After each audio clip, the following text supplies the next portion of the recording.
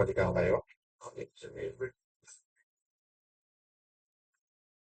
Okay, so good morning everyone. So our topic for today, so kung naalala nyo po, last time, diniscuss sa inyo ano nga ba yung Android, ano yung Android developer, ano yung Android applications, mga ganun. So na-discuss ko sa inyo. So open muna tayo ng camera, Sandoval, Destajo, Dakdak, Ochoa, Sandoval, ay, okay, so last time na-discuss sa inyo what is all about mobile development. So ngayon naman po, magpo-proceed naman tayo ngayon sa ating mag-create na tayo ng isang simple applications. Okay, so before tayo mag-proceed sa isang applications natin, punta muna tayo sa ating IntelliJ. So open po natin yung IntelliJ. So make sure po na wala na ngayong magda-download resources pa kasi ito po ay kung naka-downloading resources pa kayo, kung hindi pa kayo tapos sa pag-setup, so masyadong mahihirapan na kayo sa part na to. Okay? So, assume po na tapos na kayo mag-download resources, medyo okay na. Okay?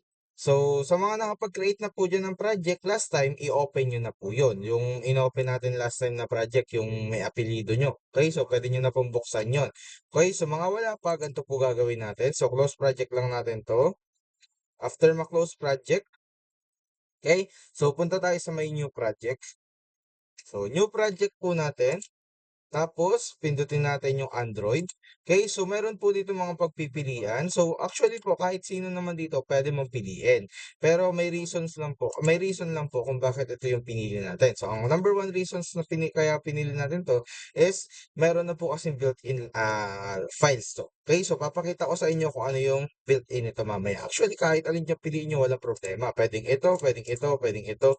Kahit alin naman dyan. Pero ang mangyayari kasi, ito yung recommended ko kasi ito yung may download na files na. Okay, so nasa may panglima yan ha. So 1, 2, 3, 4, tapos yung panglima. Okay, so piliin natin si empty views activity and then press next. Okay, so dito na po, makinig na po tayong lahat. So harap na muna sa inyong mga computer, dito sa ating share screen. So may ang mga field na kailangan yung fill upan dito. So ano nga po ba tong mga to? So number one is yung name. Okay, so tandaan natin si name, ito po yung nakikita natin sa ilalim ng applications. Okay, so itong for example, Mobile Legends, YouTube, yung nasa ilalim. Okay po, so may icon tapos nasa ilalim. Okay, so yun yung in short, yun yung pangalan ng mismo applications natin. So for example, pangalanan natin ng ah ano ba pwede pangalanan? Electric Fan App.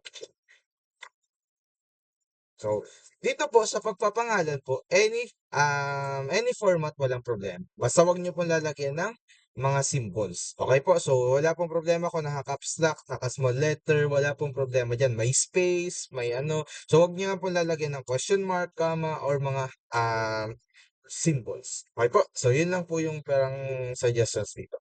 Okay? So, ito daw po yung ipinapakita sa ating applications. Okay? Ito yung nasa ilalim. Okay, next. So, next naman po si package name. So, sino naman po si package name? Si package name naman po, ito naman po yung nakikita natin. Pakita ko na lang po sa ating cellphone. Okay, so mag-share screen na po ako sa my device ko para at least ma-visualize nyo masyado or mas ma-visualize nyo ba kung sino nga ba tong package name. So, pansinin nyo ha, tapos minsan example, so ito pinalitan ko kasi, so ginawa ko Elmar, tapos mamaya ay i-discuss ko sa inyo yan. So, share screen ko lang po kung saan nakikita yan sa ating device. Okay? So, once na naka-install na po yung mga cellphones or yung mga application sa cellphones natin, so mapapansin nyo po yan, nandito yan sa Android. Okay? So, punta tayo sa Android, sa may OPP. Okay? So, ito yung mga, ito yun, nakikita nyo yan, yung appmasters.platinum. So, ito din po yun. So, ito yung mga tinatawag natin package names. In short, per applications is meron yung mga package names. So, dito nakapaloob yung mga downloading resources. Minsan, kung naglalaro kayo ng NBA, minsan nandito yon yung ini-install natin dito sa loob ng OBB, yung parang download nung applications na NBA. Okay po. So, in short po, yung package name is, ito yung palatandaan ng applications niya na parang ito yung package name niya. Okay po. So, tandaan natin yung package name, gamit na gamit to kapag nag-Firebase tayo kasi ito yung parang palatandaan ng isang applications. Okay po. So, tandaan natin yan. So, sa pagpapangalan naman po ng package name, okay, so ang built-in or ang common po dyan is ganito yung nakalagay, example. Okay, so may nakalagay dyan com.example tapos kung ano pangalan nilagay natin dito. Okay, so dito po sa part na to, pwede mo pong palitan yung example, pwede mong palitan yung electric fan, basta po wag mo nga alisin yung com, yung mga dot, yung dalawa. Okay po, yun tandaan natin ha. Pwede mong paguhin 'to, gawin mo 'tong Salvador, walang problema do'n. Okay po, so kahit ano pong papangalan niyan, as long as merong may mga dalawang tuldok, okay po 'yan. Okay, so clear? So dito sa pagpapangalan ay kayo na pong bahala. Pero actually po, ang recommended naman talaga yan, so wag babaguhin nyo na dito. Okay? So pwede naman po, i-stay mo yan, wala namang problema dyan. Hindi naman mag-error yan kung di mo yung papalitan.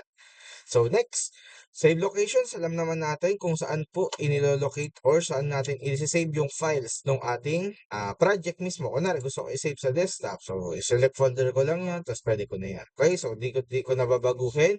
I-built-in ko na lang para mag-save sa downloads.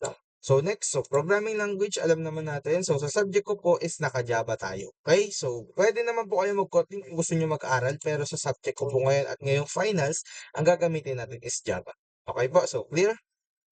So next is sa minimum SDK naman po. Ito naman po. So sino naman po yung mga minimum SDK? So makinig po. So makapansin nyo po dito may nakalagay 7.0. Okay?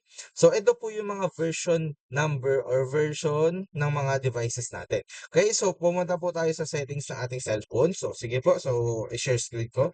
So punta tayo sa mga device ng cellphone natin. Tingnan ko ako, naka-share screen ako. Okay, so punta tayo sa device ng cellphone. Hanapin natin o research natin dito yung Android version. Okay po, so hanapin nyo po yung Android versions, makikita nyo yan dyan. So, ang nandito sa akin, 13. So, ito. So, yung 13, Android version 13. Okay, so nakita nyo po ba yan? So, Android version 13, ito. Yan, Android version 13, yung nasa pinakaunahan. Okay, so nakita? Okay, so sana ay nakita niyo sa mga cellphone niyo. Okay, so per device po is meron tayong mga Android version na per. Okay po, so stop sharing ko lang ulit. Balik lang ulit ako sa. So sana nakita niyo sa mga cellphone niyo, pero yun na yun, visualizations. So version number po, ito naman po yung per device is meron tayong mga version. Okay po, so version, kunwari yung Oppo A3s, baka possible, nasa version 9 pa yun. So nakadepende sa cellphone mas updated na cellphone, mas bagong binili mo yan, mas mataas yung version nun. Okay po, kapag bago yung cellphone mo, kakabili nyo lang, bagong release ng Tecno, bagong release ng Realme, possible nasa version 15 yan, 14, etc. Okay po. So, in short po, dito po, pipiliin natin sa minimum SDK. Pag pumili tayo dito, kung sino po yung minimum SDK na nilagay natin dito, sila lang po yung makaka-access nung applications natin. So, for example, Android 13 ako, di ba? So, Android 13 ako. Pag sinelect ko po si Android 15 dito, ibig sabihin, lahat ng mga 14 pababa na version na cellphone, hindi pwede mag-run ng applications ko. Gets? Okay, so in short, pag nilagay ko dito 16, so yung mga Android 15 naman na bagong cellphone dyan, hindi naman makaka-access ng aking cellphone, ng aking applications. So gets? Okay, so yun tandaan natin na. So ngayon po, ang pagpipili dito, so kayo na pong bahala. Depende sa client nyo kung ano yun. So, for example, ang mga client nyo lang naman is mayayaman. So possible, pwede nyo i-align sa 9.0, 10.0. Okay, so kahit ano, nakadepende na yun sa mga client. Okay, so pero para mas safe, okay, so at for demonstration lang naman yung tinuturo ko, ang pipiliin natin dito is Android 7.0. Okay, so 7.0 yung ang gagawin natin or stay tayo dito sa part. Okay po. So, may papakita lang din po ako sa inyo. Ito po yung itsura kapag kunwari, ay wait lang, di pa pala naka-share. Ito yung itsura ng isang application sa Google Play Stores kapag kunwari hindi nila inallow yung version. So, magbibigay ako ng isang example. Tawag doon, ah, create AI videos. Wait, hanapin ko lang yung, hindi yan. Gemini. So, may papakita lang po ako ng isang applications na pwede kong makonsider or example nito ang tinutukoy ko para mas lalo nyo na ma-visualize. Try video. So, wait lang po ha. So, pupunta lang ako sa Google Play Store. Wait. Hello. Yata, sabi na eh. Sabi na eh. Wait lang. So, wait lang po. Mag-stop sharing lang ako. Nababawasan yung load ko. Di pala ako nakakonect sa Wi-Fi. Aray ko. Wait lang ha, saglit lang ha, kukonek lang ako sa wifi ko. Nakalit na, so wait lang, saglit lang.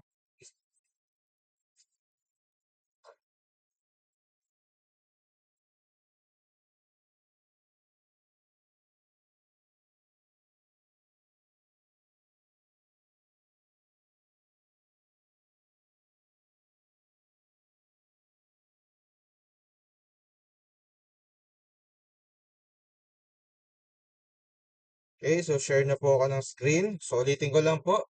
So ito yung sinasabi kong applications na pwede kong makapag-testify ng aking, sir may PM po ako. So wait lang po, sige po, ano kita mamaya. Okay po, so dito. Okay, so itong applications na ito, mapapansin natin may nakalagay, your device isn't compatible with this version. So, ibig sabihin po, itong Gemini, Google Gemini na to is goods lang po sa mga higher na, possible yung device ko mismo yung naka-block or yung version nila is mababa. Okay, gets na po ba? So, ganito yung magiging itsura kapag in-upload nyo na sa Play Store nyo. Kapag ang sinet nyo doon is kapag kunwari, ang nilagay nyo sa version is version 15. Okay, kunwari, asan na yun? Kunwari, lagay ko dito version 15, tapos ay version 15. Tapos yung cellphone ko is version 13 lang. So, possible ganun yung lumabas. Your device isn't compatible with these applications. Okay? So, gets. So, para maging safe tayo, 7.0 lang yung gagamitin natin. Para at least hindi tayo masyadong naghihirap. So, ay parang parang 99% of our users daw is makakapag-access na ating application. So, wait lang ha. Hindi ko naman makita chat mo, Listao.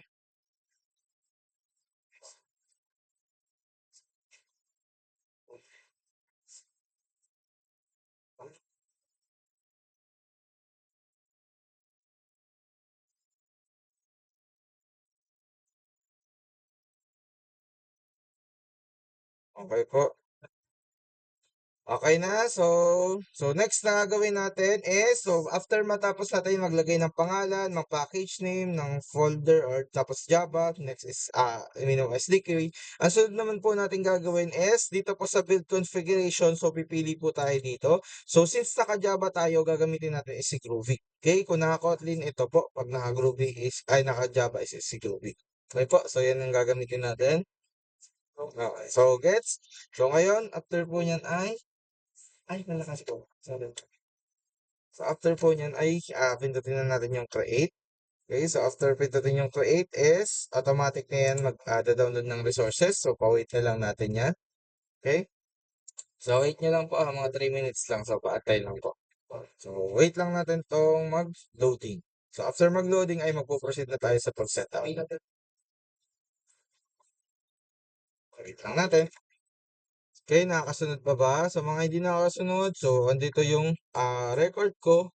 So, nasa inyo na lang kung gusto nyo, kung ayaw nyo talaga matuto, at ayaw nyo mapumasa sa subject, nasa inyo na yan, okay? So, wait lang natin, mga 3 minutes lang yan. 3 to 5 minutes. Pag downloading resources ko lang.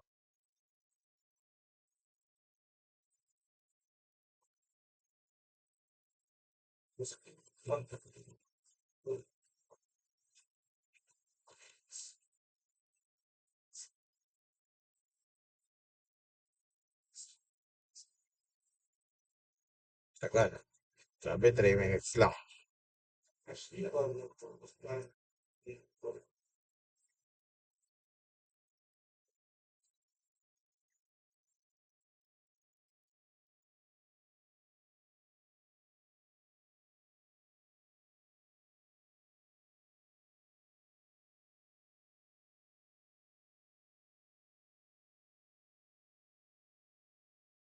Tagal.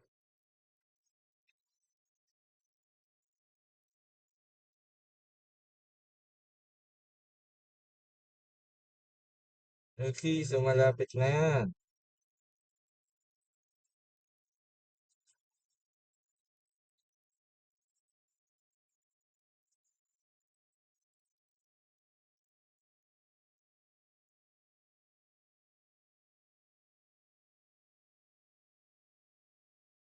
Okay po, so once na okay na po, na-download na yung resources, so pag once na ganyan na yung itsura, medyo clear na.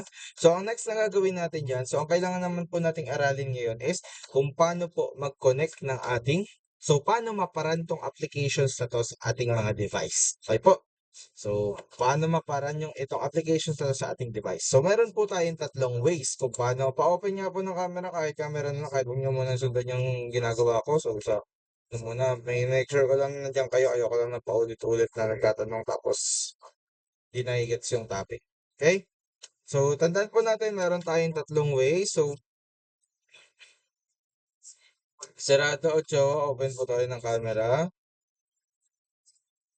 Ano po ay bibigyan ko pa kayo ng 5 minutes sa kasi kayo naka-cellphone. Okay? So, sa cellphone po mag-ano kung sakaling ayaw at wala talagang laptop o naglalag talaga yung laptop. Okay, so ulitin lang natin. Ngayon po ang kailangan nating aralin ngayon ay kung paano naman maparan itong pinag-code natin into our device. Okay po? So, ganito po. Meron tayong tatlong ways kung paano maparan. Okay, so ano ko lang. So, meron tayong three ways. Okay, number one is using emulator. Okay, so later ko ituturo to using emulator. Tapos, pangalawa naman is using your device, yung Android phone mo. Tapos, using USB. Okay po, so Android phone, USB. Tapos, yung isa naman, yung last one naman is Android phone na naman, pero using wireless debugging. Okay?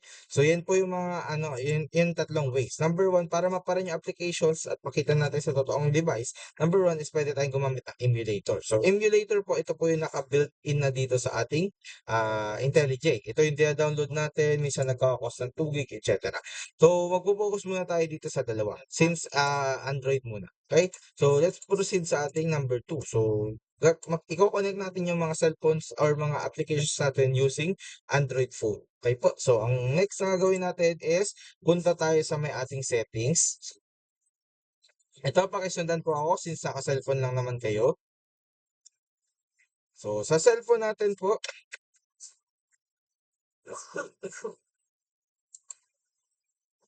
okay. Wait. So, sa cellphone natin, punta kayo sa may settings. Okay? So, ganito na lang muna gawin nyo. Punta kayo sa Google, tapos i-search nyo muna how to activate developer options. Tapos ilagay nyo yung how to activate developer options. Tapos ilagay nyo yung cellphone nyo. And yung model ng cellphone nyo. For example, Tecno. Okay, so ilagay nyo po yan. I-search nyo po yan. Tapos basahin nyo po kung paano. Okay, sabi, navigate settings, go to my phone, tapos build number. Okay, so in short daw po, hanapin si build number, tapos itatap daw ng 7 times. Okay, so ganito yung gagawin natin. So punta tayo ng settings, tapos hanapin natin si build number. Pwede natin i-search build. Okay, so ayan si build. Pag click ko, sabi doon kanina is itatap daw si build number ng ilang beses hanggang mag-open yung developer options. So, familiar naman po ba sa developer options? Alam po ba si developer options? Yes or no? So, okay. So, at least, marunong na yung iba. So, itap lang natin ito ng ilang beses. Ayan. Hanggang sa manghingi ng password. So, after manghingi ng password, nakalagay dito, you are now a developer na. Okay, so okay na po yun. So, after nito ay, pwede na po nating puntahan si developer option. So, search na lang ulit natin, developers. Ito, okay? So, search na po natin si developers. Makikita natin dito. Ihanapin po natin dito si USB debugging. USB debugging. Ito. Okay, nakikita po ba si USB debugging? So, activate lang po natin yan. I-on lang natin yan. Okay? Tapos na po tayo sa pag-setup sa mga cellphone natin. Ulitin natin.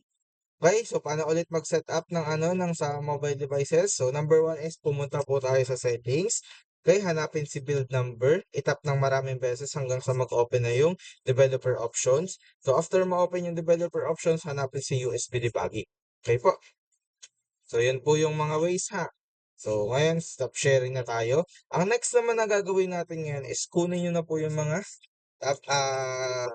charger nyo, yung mga USB cable nyo. Make sure nyo lang po na yung USB cable nyo is supported po ng USB. Ay, yung parang nakakapag transfer ng files sa mga laptop mo. Okay? Pag yung mga medyo mumurahin na lang, possible mga hindi yun. Pero kung mga galing mismo sa manufacturer, mga galing mismo sa Tecno, galing mismo sa cellphones, Is possible yun or okay yun. Okay, so isaksak na natin sa ating device.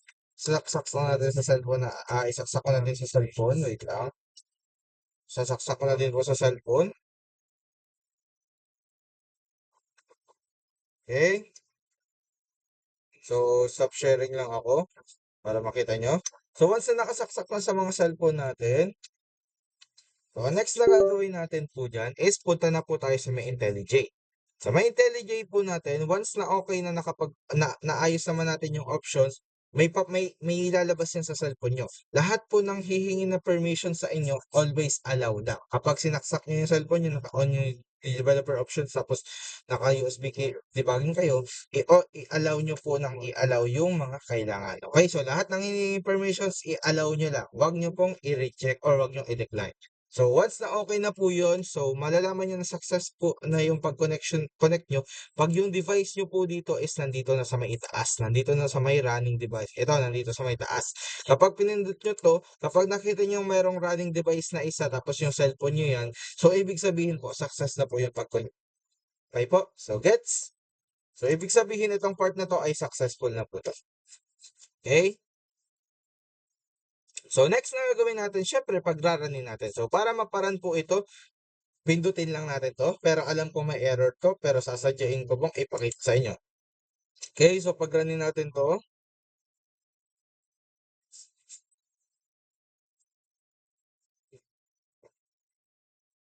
Okay, so wait lang natin.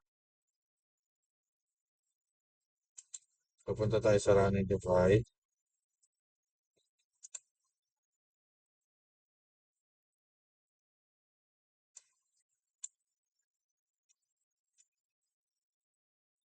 Tanga, ayos ko lang. Uy. Ayaw nga dito. Okay, so nakalagay po dito, so may nakalagay na error dito. Okay, so may nakalagay dito, ang sabi dito is kulang daw tayo ng MIPMAP at IC Launcher. So sino po si IC Launcher? Siya po yung logo. Okay ko, so wala daw tayong nilagay na logo sa ating Android applications. Hindi niya daw mahanap yung logo na hinahanap niya. Okay, so para malagyan po ng logo yung mga applications natin, so punta lang po tayo dito sa may project. Okay, so gawin na lang natin tong Android para mas mabilis kayo, para mas ito, punta kayo sa may project, gawin yung Android para konti lang yung nakikita nyo, mas organized. Ito lang. So, mas organized siya compared sa kanina. Okay? So, after po niyan, punta tayo dito. So, explain ko na po itong different na nandito sa files. So, makinig po kayo ha. So, dito po sa app, meron tayong tatlong folder. Si Manifest, si Java, si Res. Okay po? So, makinig before tayo mapagana to. So, tandaan po natin, kapag po nagpaparan tayo ng isang Android applications or dito po, okay, so yung coding natin, paano binabasa yun ng mga applications or mga IDE. So, tandaan po natin, ang concept ng coding or programming is from top to bottom niya binabasa. Okay po, so yun yung sinasabi natin. Kung ano yung nasa pinakaunahan na linya, yan yung unang magra-run. Kung ano yung nasa pinakalas na linya, yun naman po yung pinakalas na magra-run. Okay po, so dito po sa ating IntelliJ, ganun din po. Okay, so line by line niya yung binabasa. So ganito, makinig kayo. Kapag pinindot natin yung run button, hindi po yan randomly na pipili ng folders or hindi yan random na pipili ng files. Ang unang pupuntahan kapag pinindot natin yung run button is si manifest. Okay? So tandaan natin yan ha.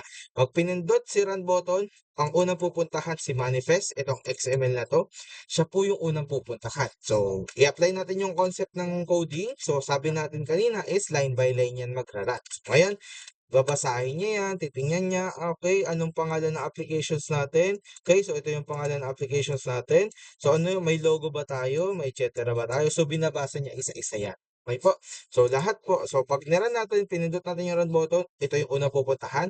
Magla-line by line yan hanggang sa makarating siya dito sa part na to. Tandaan po natin kung sino yung naka-true dito sa gantong part, siya po yung unang maglaran or siya yung i-display. Okay?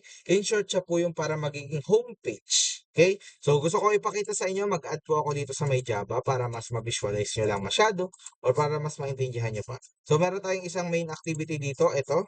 Okay? So, isang folder pa lang. So, mag-add tayo ng isa pa. So, right-click lang po, New. Tapos, empty views activity. Okay? So, after po niyan, so, pangalanan natin tong kayo na bahala sa pangalan, sa LR. So, finish. So, mapansin natin dito meron na tayong dalawang main activity. Okay, si Elmer at si main activity. So, meron tayong dalawang Java files. So, pagdating natin dito kay manifest, mapapansin po natin may nadagdag na isang activities. Okay? So, meron na tayong Elmer. Tandaan po natin kung sino po yung nakatrue dito sa statement na to, siya po yung magra-run. Okay, so meron tayong dalawa. So, ito yung magra-run, si main activity. In short, nung niline by line niya, so pagkabasa niya, ipapadiretso siya dito. Okay? So, sir, anong mangyayari kapag dalawa po yung nakalagay kong true? Kapag dalawa yung true natin is magkukos po siya ng error, maglalag po yan. Okay po? So, wag na nating ayusin. Ang gawin natin dito is gawin natin isa lang yung naka-true. Okay po? So, yan tandaan natin ha. Dapat isa lang yung naka-true at kung sino yung naka-true, siya po yung magsaserves as nakalagay dito, launcher. Okay? Siya yung maglo-launch. Gets? So, ulitin natin. Pindot ng run button, dediretso kay manifest, ila-line by line niya yan, babasahin niya anong pangalan, anong launcher, anong icon na nilagay natin, anong theme, tapos pagkadating dito sa activity, titingnan niyo kung sino yung naka-true. Kung sino yung naka-true, siya yung gagawin yung launcher, tapos yun naman yung pupuntahan niya. So, punta naman tayo kay main activity.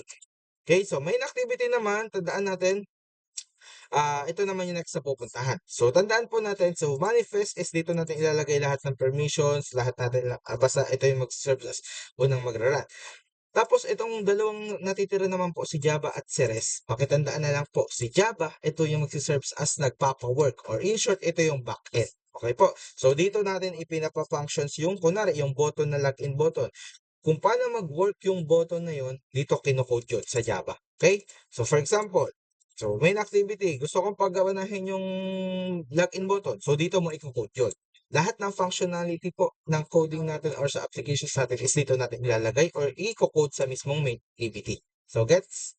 So in short, itong Java files na to serves as our backend. Okay? So yung nagpapa-work or nagpapagana. So, ito namang REST po, from the words of resources, siya naman po, lahat ng nakalagay dito is yung front end naman. Okay po? So, so babasahin natin. So, basahin muna natin yung ating back end. So, nakalagay sa back end natin, so kagaya ng sabi natin kanina, concept, line by line, diretso kay main activity. So, punta kay main activity, balik ulit sa process, line by line ulit.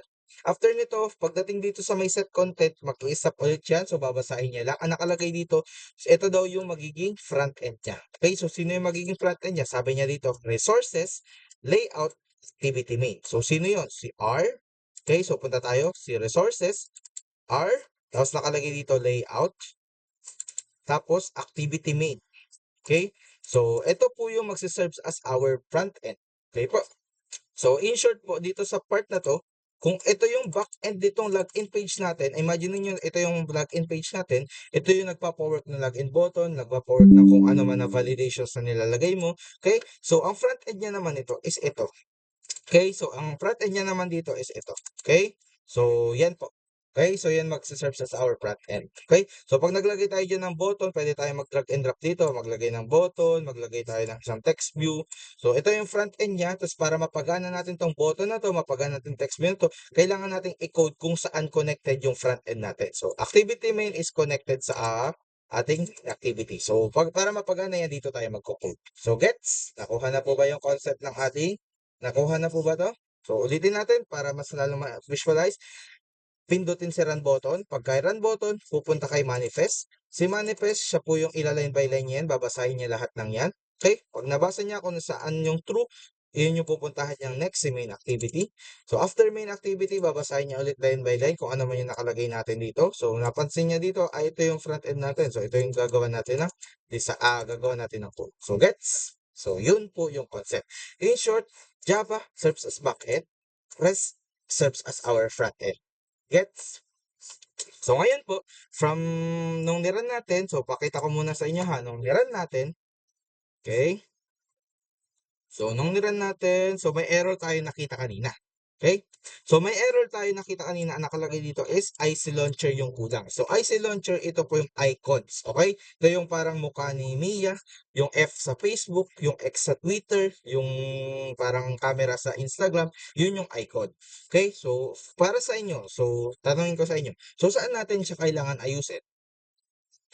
Saang folder? Ano po ba, wait lang, tanong ko muna sa inyo. Yung icon po ba, ano po ba siya? Considered po ba siya as front end or back end? Sige, raise ng hands para sa recitation. So, yung icon po ba, saan natin siya consider? Front end or back end? Icon. Front end, sir. Okay, so sa front end natin siya mako-consider. Okay po, so di nagtaas, sayang, pero sige, grade na nakataas, sarado. Okay? So, magtaas ng kamay ha para makapuntos ng, para valid yung points. Okay, so is part ng, yung launcher natin or yung icon natin is part ng front end. So, ngayon, kaninong folder? Kay Java ba o kay REST? Yes, Destaho? Kay Res po. Okay, so in short po, kay REST natin na ayusin tong part na to. Okay, so thank you so much, Destao. So sana na-gets na. So nakalagay dito, ang kulang niya daw is IC launcher or yung map, ay yung parang icon. Okay, so aayusin natin yan pagdating dito kay REST. Okay, so punta tayo kay REST. I-right click lang po natin dito. Okay, so sabi niya dito, wala daw siyang map map. So walang map map na nakalagay dito. So ngayon, para malagyan natin or para malagyan natin ng icon yung ating applications, so right click lang po natin yung REST. Right click the REST, pindutin si new, tapos pindutin si image asset. Okay, so pagka pindot kay image asset, pindutin lang natin yan. Tapos after po nyan, pipili tayo dyan ng icon. So pwede po kayo mamili through the use of flip arts, text, or image. So image po yung recommended ko. So dito na lang po natin ayusin. So pindutin natin tong path. So hanapin natin, magpalit tayo ng image. Maglagay tayo ng image. Lagay natin itong Facebook. Facebook icon. Okay? So, ayan. So, kung hindi naka-fit sa size, pwede nyo pong i-resize yan dito sa pinakailalim. I-resize nyo lang. Depende sa trip nyo sa buhay kung okay na sa inyo yan. Okay? Once na okay na yung setup nyo, pwede nyo pong i-next yan. So, next. Tapos, next, i-finish nyo lang yan. Okay? So, next lang yan ha. Ulitin ko lang. Click dito sa path. Okay, tapos pili pili ng files na gusto mo. Ito yung gusto ko, yung Facebook, yung Instagram. So pwede mamili diyan. So Facebook, open, tapos i-resize niyo lang kung gusto niyo sa may pinakababa, i-resize niyo lang kung hindi naka-fit. Press next, press finish. So okay, once na finish na, mapapansin natin dito, mawawala yung error. Okay? Tapos may nakalagay na dito icon. Okay? Tapos mapapansin din natin dito kay REST, meron na tayong bagong folder, si MipMap. Okay, so ito yung hinahanap niya kanina. Hinahanap niya si MipMap, si IC Launcher. So, tingnan natin. So, meron na tayong mga IC Launcher dito. Ito na yun. Okay? So, in short po, pwede natin pagranin. Okay, so gets? So, inayos natin sa front end kasi ang hinahanap is yung launcher. Okay, hinahanap natin yung icon. So, try natin pagranin. So, ulitin natin para maparan. Make sure na nakasaksak yung cellphone nyo yung yung parang cable nyo sa laptop nyo. Tapos pindutin natin si Tecno, tapos i-run, press run button. Okay, so wait lang natin yan. So, mag-open lang ako ng Android Studio for sharing. Wait lang. Pang share ng screen.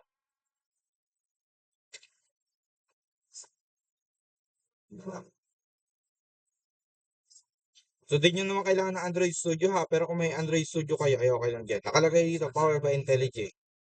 Isa niya, IntelliJ lang din yung parang, ano niya. Wait.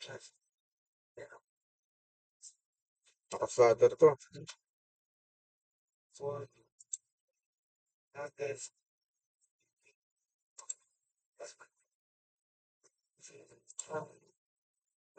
Wait.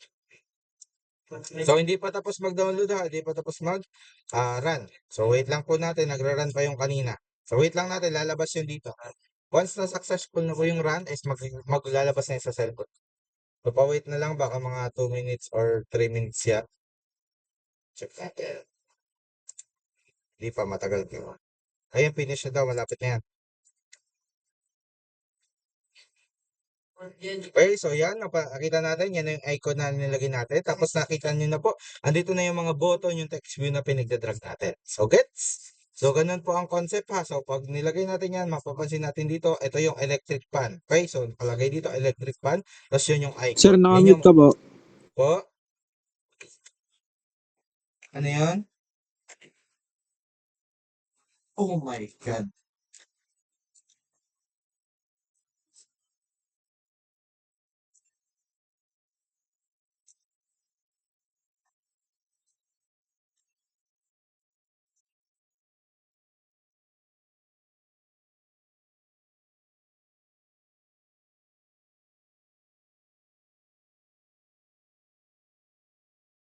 Wait lang ha, wait.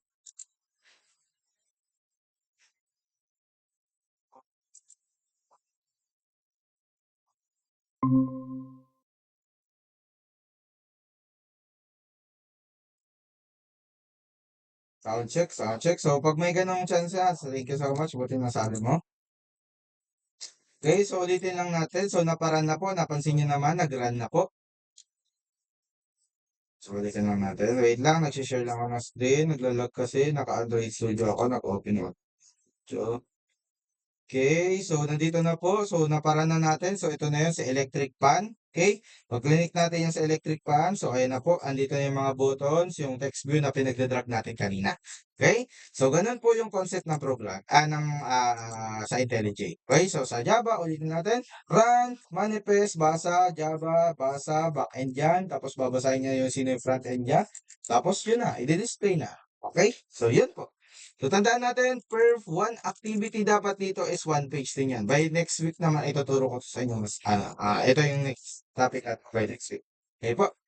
Okay, so ngayon po, kagaya na sinabi natin kanina, meron tayong three ways. Okay, number one is, number two is using USB cable. Okay, kung wala naman po kayong mga USB cable dyan sa bahay, pero connected kayo sa iisang Wi-Fi, okay, kapag connected naman po kayo sa isang Wi-Fi dyan sa bahay, pwede po kayong gumamit ng wireless debugging. Okay po, so ganito naman po yung gagawin natin. Kapag naka-wireless debugging or naka-Wi-Fi naman kayo, same.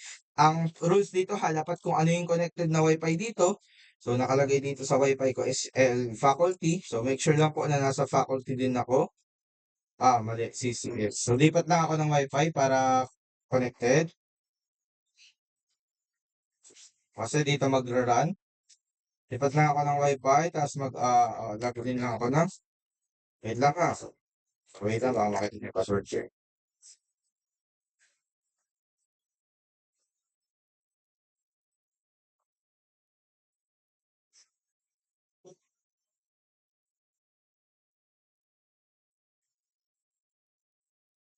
Okay.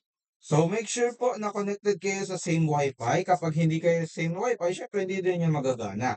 Okay? So, next na gagawin natin dito, once na okay na po yun, so, iset up na natin yung sa settings natin. So, punta tayo sa may settings. Settings. Tapos, hanapin po natin ulit si developer options. Nakadepende na yun sa inyo kung saan nakapwesto yung developer options nyo. Developer options. Okay, so i-activate naman natin ngayon si wireless debugging. So, kanina USB debugging, ito naman yung gagamitin natin, wireless debugging. So, i-click lang natin yan. Okay, tapos allow lang. Lahat ng itatanong na permissions, always allow lang. Okay, tapos pindutin si wireless debugging. Pindutin. Pindutin. Okay, so once napindot na, may pagpipilian kayo dito, paired using QR or paired using code. Okay, so nandito po yan. So ito po yan ang pagpipilian nyo. So ganito naman ang isa-set up natin. So wait lang, pili lang tayo dun sa Android. Pili lang tayo dito using QR na lang pipiliin natin. Using QR yung gagamitin. Tapos mag-aano yan, kailangan mo i-scan dito yung QR code. So saan manggagaling yung QR code? So dito po manggagaling sa IntelliJ. So punta po kayo dito sa may Tecno, yung parang running device nyo, kung kanina. Tapos hanapin nyo po si paired Wi-Fi device using Wi-Fi. Okay po, so pag pinindot nyo po yan, mapapansin nyo dito, meron tayong dalawang ways. Pwedeng QR, pwedeng pa-code. Okay? So, QR yung gagamitin natin. So, i-scan ko po yung cellphone ko ha. So, ilalapit ko na yung cellphone ko sa laptop. So, waiting tayo. Nag-pair na. So, ayan. So, once na nag-check na po, ibig sabihin yung successful. Sir, hindi po nagsasucess yung wireless debugging ko. Anong gagawin ko? I-close nyo lang po yung emulator nyo. Ito po, i-close nyo lang po yan. Tapos, open nyo ulit. Once na hindi po nag-run or nagsasucess yung pag-pair nyo using wireless. Okay po. So, gets? So, gets na po ba? So, once na gano'n na po yung same process lang ulit kanina, kung ano na yung nandito po, tatanggalin ko na yung ano ko ha, yung tatanggalin ko na yung USB cable ko ha. So, alisin ko na. So, na wala na. So, pero mapapansin nyo po dito, nakakonect pa rin tayo. Ito po yung naka-wireless kanina rin. Okay, so once na-check nyo lang po yan, tapos ipag-run nyo naman natin. So, same lang po ng concept. I-run nyo lang, tapos okay na yan. Magra-run na yun doon. Okay? Okay, so gets? Once na mag-run na yan, so wala na problema yan. Nakuha po ba? Nakakasunod? Nakakasunod? Okay? So, balikan kung sakaling hindi kayo makasunod ngayon. So next, last po is, sir, paano po kapag wala talaga akong Android phone? So wala po akong Android phone. Okay? So meron naman po tayong isa another options. Ito yung gagamit tayo ng emulator. So emulator po is parang simulated na applications or simulated na cellphones dito sa ating IntelliJ. Okay po. So hindi ko po ito recommended. Kung may cellphone naman po kayo na Android phones, mag-Android na lang kayo. Kasi po, bibigat po yung laptop or bibigat po yung process ng laptop, ang pagkain ng RAM kapag naka-emulator kayo. Okay? So, ganito po ang gagawin natin kapag wala na talaga kayo, wala talaga kayo may RAM na cellphone, wala talaga kayong anything. Gumamit na kayo ng emulator. Pero, another disclaimer, kapag nag-emulator, mas malag. Okay po? So, ngayon, punta tayo dito sa ating device. So, punta tayo dito sa may running device, device manager, nasa may pinakagilid. Okay, so punta tayo sa may device manager sa gilid. Press. Tapos, ang gawin natin dito is i-click yung itong plus. Tapos, click lang tayo dyan. Click. Tapos, create. Wait lang So, pag nilag natin dito, makikita nyo, create virtual device. So, click natin yan. So, after po makaklik, is pipili po kayo ng size ng cellphone na gusto nyo. For example, Pixel 9. So, ito na lang gagamitin natin, resizable. Okay, resizable. Or pili kayo dyan kahit ano. Sili naman kayo dyan kung anong gusto. Okay, tapos i-next lang natin yan. Tapos pagka-next po, pipili ka dyan, kailangan mo downloadin to. Okay? So, mamimili ka dito kung anong gusto mo. So, ito na po yung update, ngayon. Tapos palitan nyo na lang po na kung gusto nyo. For example, Elmar phone. Right? Pagka-download po niya, magpe-select kayo ng isa dyan, tapos i-finish nyo lang yan. Okay, so makikita nyo po dito, pag download po, nasa 2 gig po yan. So, naka-download na kasi ako, pero nasa 2 gig po yung dina-download dito. Okay, so ulitin natin. Pagka-emulator, pindutin yung download button dito, magda-download po yan. Tapos pag na-download, pindutin si finish. Pagka-finish, okay, magtatanong, magda-download daw ulit. 2 gig daw po yung kailangan downloadin. Ayoko. Okay? So, pero pag ni-yes ko po to at na-finish po yung downloading resources nito, ganito po yung magiging itsura niya. So, makikita na po natin yan dito sa may gilid. Okay po, so mayroon tayong resizable dito, ayan yung mga example emulator. Okay po, hindi ko na i-continue i-download ha, kasi masyado mabigat na, 2 gig yun. Okay, so piliin lang natin para maparan yung device, pindutin lang natin yung parang run icon. So, ito na lang gagamitin ko. Run icon, pindutin. Tapos, wait lang po natin siya mag-open. So, launching emulator. Ito ay para sa mga walang Android phone talaga dyan. Walang mga riskin ba? Riskin. Okay? So, next is, so ang gagawin natin dito para mag-run naman tayo dito sa emulator, syempre, pipiliin po natin dito yung emulator natin na choice. So, user po yung kaninang nira natin, kung maalala, si user. So, user piliin natin, tapos run natin. So, wait. Yung emulator po ay pang rich kid ha, pang rich kid. So, ibig sabihin nun wala siyang Android phone, tapos yung laptop niya ay maganda. Wow. Bigat kasi talaga nito sa laptop eh. Okay, so ayan, nakita nyo po, nag-run na po sa ating device, yung emulator. Pwede na natin ma-check. So, gets? So, kuha na po ba? So, yun po yung tatlong ways kung paano magparat. Okay, so ngayon po, tapos na tayo sa ating simple parang kung paano pagpara ng ating device. Ang next naman na gagawin natin ngayon is magko-code na tayo. Okay, so magko-code na po tayo. So, ito yung magiging activity nyo mamaya. By 8:30 or 8:45 tapos na siguro yung topic ko na to. Tapos ang matitira is gagawin nyo po or gagawin nyo yung activity na ginagawa ko. Okay? So, gagawa tayo ngayon ng simple calculator. So, before tayo AI, kailangan muna ma-experience kung paano mag-hard code po ng ating applications. Okay? So, punta tayo dito. So, ito na yung applications natin. So, ngayon, ang gagawin natin is mag-create tayo ng calculator. So, tandaan po natin parang ang pagko-code ay may front and back end lang yan ha. So, front end muna tayo. Magde-design muna tayo ng ating applications. Pakita ko lang po yung sample applications na gamit namin sa kabilang section or ginawa namin sa kabilang section na para ma-visualize nyo na yung gagawin natin.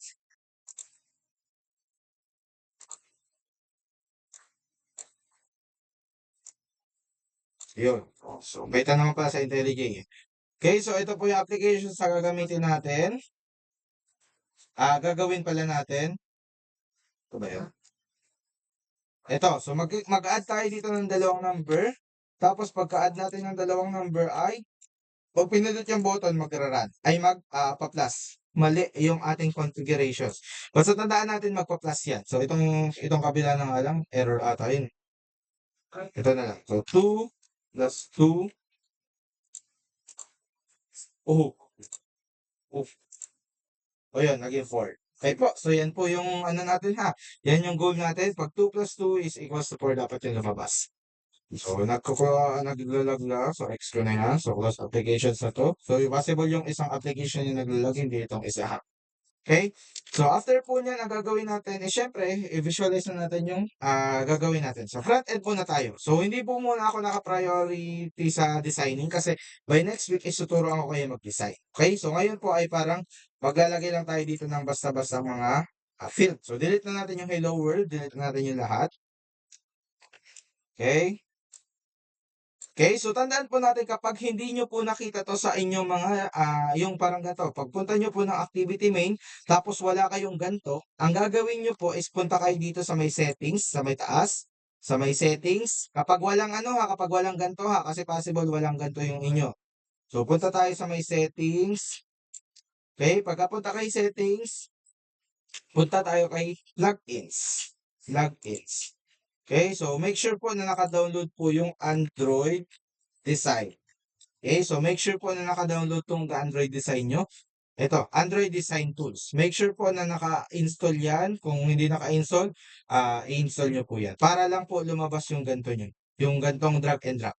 Tapos, once na downloaded nyo na po yun, ang gagawin natin is dito po sa may palette, nakikita natin yan. Dito po, para pindutin natin yan para lumabas yung mga kailangan natin. Okay, so dito po may mga text field, may mga buttons, widgets, layouts, etc. Yung tinuro ko sa inyo dati, yung parang, imagine nyo lang ito yung GUI natin. Okay, so instead of nag-hardcode tayo, pwede tayo mag-drag and drop dito. Okay, so unang kailangan natin gawin is mag-set tayo ng layouts. Okay, so tandaan natin after mag-create ng isang Windows, okay, so naalala po ba yun? So after mag-create ng Windows, ang sunod na gagawin natin is layouts. So meron tayong mga pagpipilian dito, si linear, si frame, si table, etc. So constraint yung gagamitin natin. So si constraint po ang kagandahan nito, kapag po yung device natin is nagpapalit-palit ng size, wala pong magiging problema sa ating design. Okay po, kunwari, ang cellphone ni Sandoval is yung 6 inches na cellphone. Okay? Tapos ang cellphone naman ni Riquito is yung parang 5 inches. Okay? So, yung design doon is walang magiging problema. Hindi masisira, hindi mababago. Yun yung constraint. So, ito yung gamitin natin. Constraint. So, ang tandaan po natin, once na ano natin, automatic na po yung naka-constraint. Okay? So, pinakita ko lang sa inyo para kung sakaling gusto nyo gumamit ng linear, pwede nyo pong gamitin si linear. Constraint, constraint. Okay? So, constraint yung gagamitin natin. At yung built-in po dito is naka-constraint. Okay? So, pwede mo naman i-drag yan, pero naka-constraint siya. So, no need na natin i-drag ng papunta sa gitna. Okay, so after po niyan is, punta tayo kay text field. So, naalala nyo po kung nanghihingi tayo ng dalawang number. So, punta tayo kay text field, kay number. Drag tayo dito ng isa. Okay? So, para hindi mabago or para hindi kapag naka-constraint po tayo, required po natin i-connect yung apat na side sa mga gilid-gilid. Okay? So, ito, i-connect natin sa mga gilid-gilid. So, paano yon? Puntahan natin yung white na yan, tapos i-long press, tapos i-drag natin papunta sa may pinakataas. Okay po? Idikit natin sa may mga gilid-gilid. So, igilid din natin sa may pinakababa. Tapos, igilid din natin papunta dito. Igilid din natin dito. Okay? So, after nyan, saka nyo ipwesto kung saan nyo gustong ilagay. Okay? So, ang purpose nito is para kahit anong screen size na yan, kapag lumaki man yung screen size, nasa gitna pa rin yung design. Okay po? Yun yung purpose nito. Tapos next is, dalawang number ang gagawin natin. Hihingi tayo ng isa pang number. So, hindi ako naka-priority sa designing ngayon ha. Gusto ko lang ipakita sa inyo, ipag-visualize sa inyo to. So, next week tayo magde-design ng front end. Okay? Sa face-to-face. Okay, so ito naman, kinonect natin siya from buttons kasi ang mangyayari, ang gusto kasi natin mangyari, kapag kunwari may nangyaring ganap dito sa text field number 1, kunwari inusog ko yung text field number 1, gusto ko dapat hindi ko na din babaguhin yung nasa ibaba niya. Okay, so nag-auto baba na din. Pag binaba ko, nagbaba na din yung nasa baba niya. Okay, so yun yung purpose kung bakit kinonect natin sa pinaka taas ha. Okay, so after po niyan, gawa tayo ng isang button, sa buttons, isang buttons, Huwag na muna natin priority yung pagpapalit ng pangalan. So later, sa susunod na yun. Connect, connect, connect, connect. Okay, tapos saka natin i-design. Tapos after po niyan, so isang button, isang text field, isang button. Tapos ang next na gagawin natin is yung result nitong dalawa. So sa text view na lang natin i-store sa text view, drag. So drag ulit papunta dito. Nakakapagod tong part nito. Buti na lang. So actually ang pinagawa ko sa third year dati is may mga subtractions, multiplications. Pero okay na to. Isa muna. For demo lang naman. Hindi pa connected.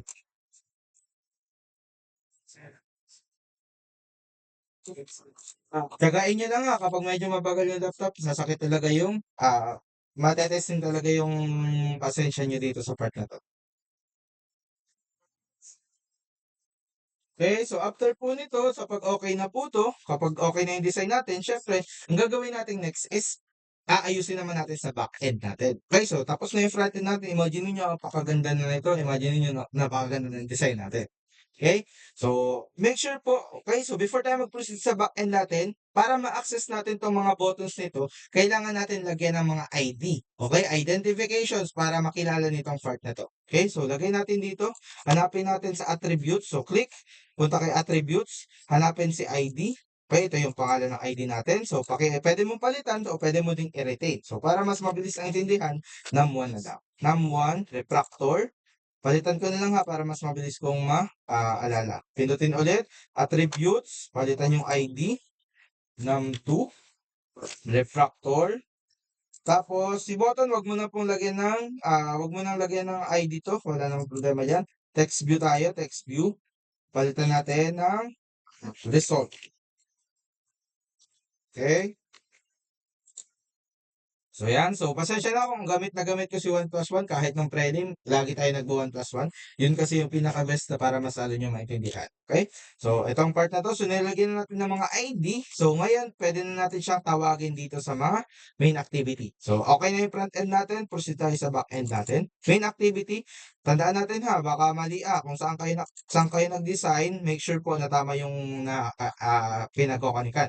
Si activity main ay connected sa main activity. So, dito natin isi-set yung ating code. So, kung maalala po dati, gumawa tayo ng methods. So, ano nga ulit yung methods? Parang gagawa ka lang ng isang code na pwedeng ma-reuse anytime or pwede lang kahit ilang beses. Okay, so gamit tayo dito ng methods. So, public, huwag na tayo mag-static. Gawin na lang natin void. Diretso natin. Public, void. Tapos, lagyan natin pangalan, add. Additions, add kung ano man gusto nyo. Parenthesis, curly bracket. Okay? So, meron na tayong isang method. So, in short po, itong methods na to is lahat ng code natin for additions dito nakapaloob. Okay? So, itong methods natin na nakalagay dito is hindi pa yan kilala. So, mapapansin natin dito sa button, pag pinindot natin yung button, hanap tayo dito yung event listener natin. So, ang gagamitin natin na event listener dito is on-click. So, ang on-click, ang ibig sabihin nun naman, pag click, ito yung mangyayari. Okay? So, parang ganon. So, on-click. So, pag nilagay natin dito, wala pang available. Hindi pa kilala yung methods na ginawa natin.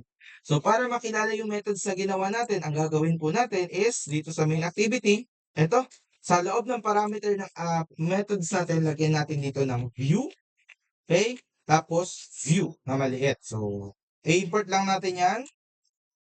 So, purpose nito is para ma-access nitong itong view natin, ito kasi is consider as view. Para ma-access itong methods na ginamit natin. So, check nga natin ulit sa may methods. So, check natin. So, wala pa. So, wait lang. I-refresh ko lang.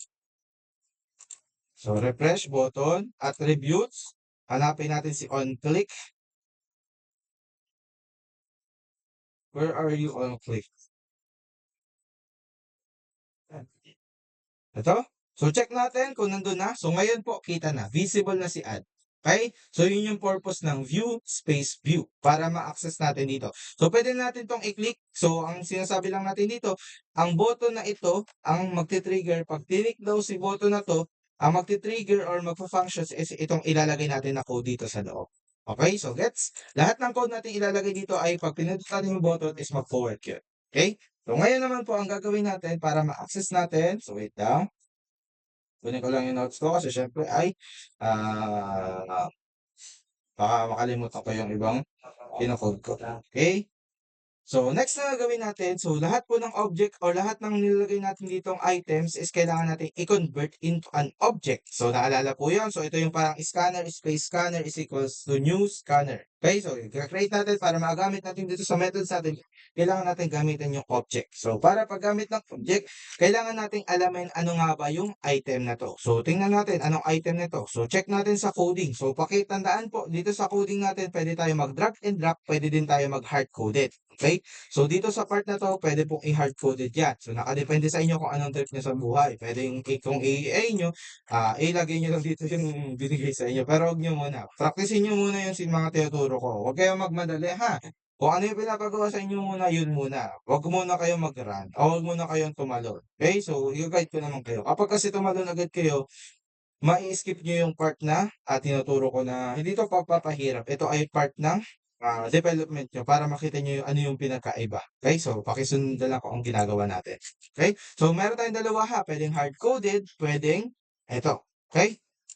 So, next na gagawin natin is sabi natin kanina, i-call natin or gagawin natin object lahat ng text field, lahat ng text view, lahat ng edit text, ito, lahat na gagawin natin ano yan, object. Okay? So, para magawang object yan, so first is kailangan mo natin alamin ano nga ba to. So, i-split view ko lang po, i-split view para makita ko. Check natin, itong item na to, ano po ba siya? Isa siyang edit text. Okay? So, itong pangalawa, isa siyang edit text. Okay? Ito is considered as our button.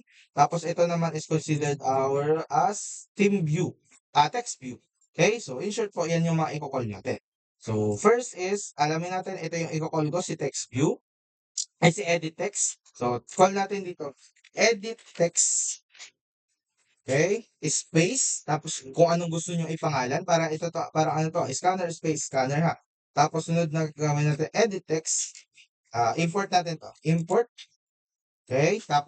Tapos is equals to, parang ano to ha, scanner space scanner. Okay? Pero imbis na is equals to new, hindi po natin i-concept yun. Kasi yung, ano, yung tinuro ko sa inyo is scanner, space scanner is equals to new scanner. Okay, so itong part na to is sa console lang to. So hindi to yung masusunod. Parang ganito lang yung concept para lang mas maintindihan niyo. Ganito yung ginagawa natin. Nag-create tayo ng object. Okay, so delete ko na to. Hindi na kailangan yan. So dito po ang ilalagay natin instead of new, ilalagay natin dito kung anong pangalan ng ating anong kinal natin, edit text. Parenthesis, tapos yung edit text natin. Tapos next na gagawin natin is hahanapin daw natin yung find view by ID. Okay, so kung maalala niyo po, nilagay natin ng ID yung per text field. So, tingnan natin yung mga pangalan ng ID. Si itong edit text natin, hanapin natin yung ID. Ang pangalan niya is num1. Okay, so lagay natin dito num1. Okay, tapos ano ba bang kulang ko? Okay, so diretsuhin pala natin. So, kailangan natin i-trace. So, R. So, parang ganito kanina ha. From resources daw to find by ID. ID. Tapos, dot. Ano pangalan nun? Num1. Okay, so ngayon po okay na. So, ngayon po na-trace na natin or ginawa na nating object yung kaninang ano natin. So, hinanap natin using view by ID, find by view ID. Tapos, hinanap natin si num1. Okay? So, next na gagawin natin is yung pangalawang text field naman is convert naman natin into an object ulit. Num2 ang pangalan. Para pabilis, copy-paste ko na lang to para hindi na ako mag-ano kasi parehas lang din naman. Ang papalitan ko lang dito, syempre yung object name natin, gawin nating edit text. Gawin ko naman kaya itong N1. N1, tapos gawin ko itong N.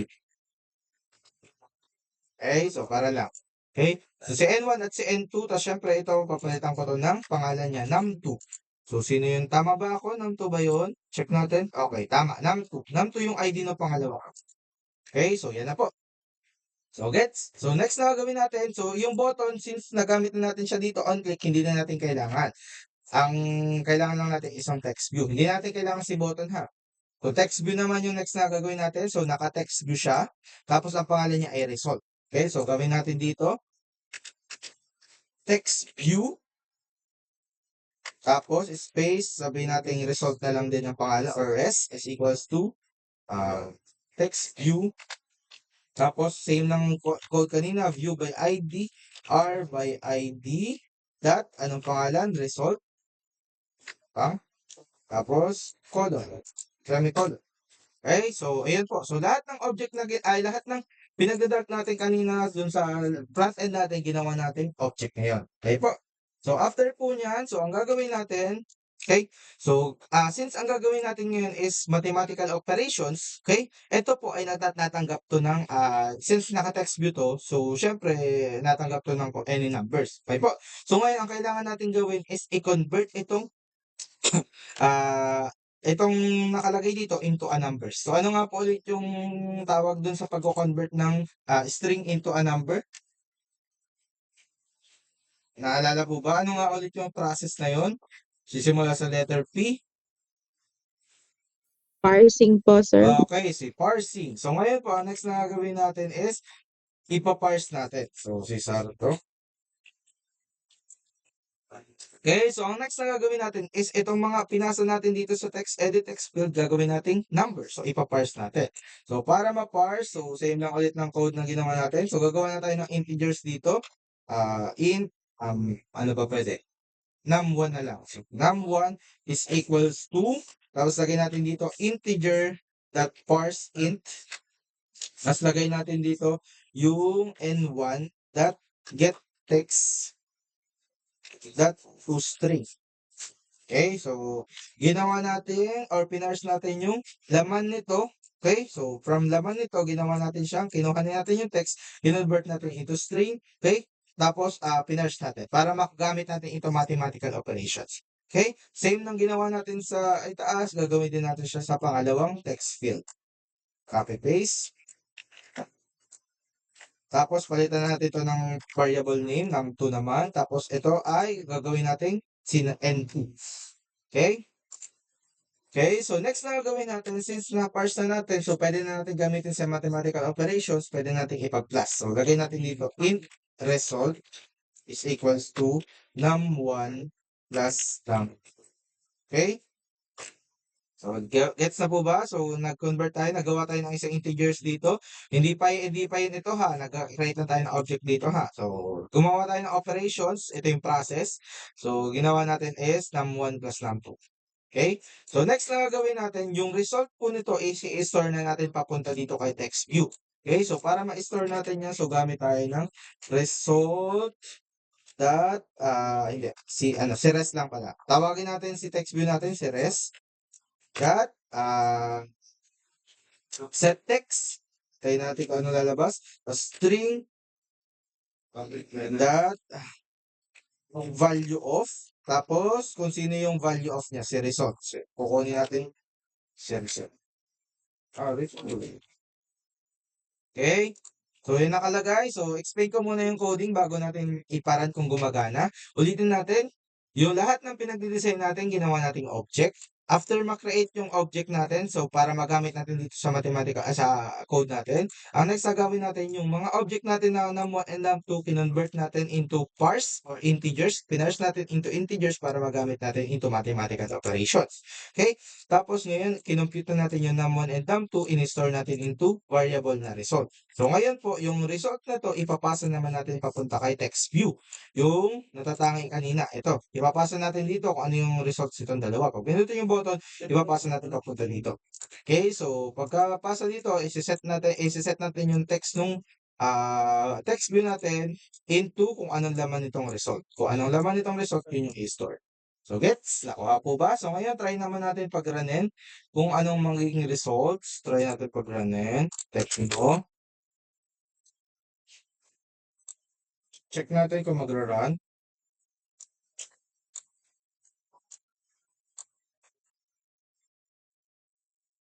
Check natin kung magra-run po yung item natin.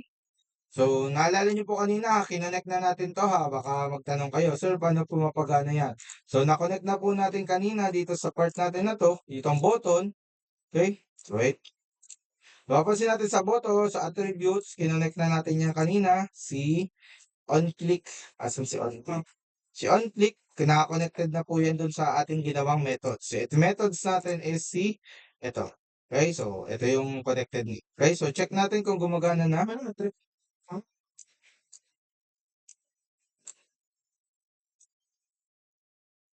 Check natin. So, lagay natin dito 2, tapos 2, tapos back. Okay, so ngayon po, working na yung ating applications.